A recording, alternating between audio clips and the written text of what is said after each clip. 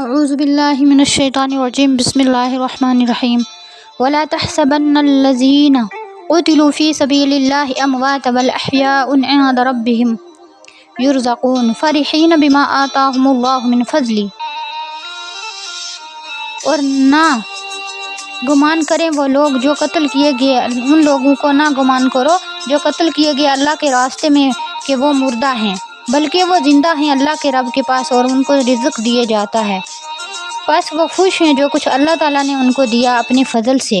اور وہ خوشخبری دیتے ہیں وَيَسْتَبْشِرُونَ بِالَّذِينَ لَمْ يَلْحَقُوا بِهِم مِّنْ خَلْفِهِمْ، اور وہ ان لوگوں کو خوشخبری دیتے ہیں جو لوگ نہیں ابھی تک پہنچے ان کے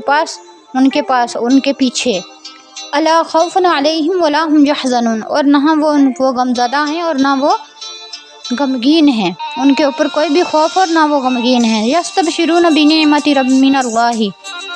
اور وہ خوشخبری دیتے ہیں اللہ کی نعمت کی جو ان کو ملی وہ اللہ کے فضل سے۔ وَأَنَّ اللَّهَ لَا يُضِيعُ أَجْرَ الْمُؤْمِنِينَ، اور بے شک اللہ تعالیٰ نہیں ضائع کرتا ایمان والوں کے نیکیوں کو اللہ تعالیٰ کبھی ضائع نہیں کرتا۔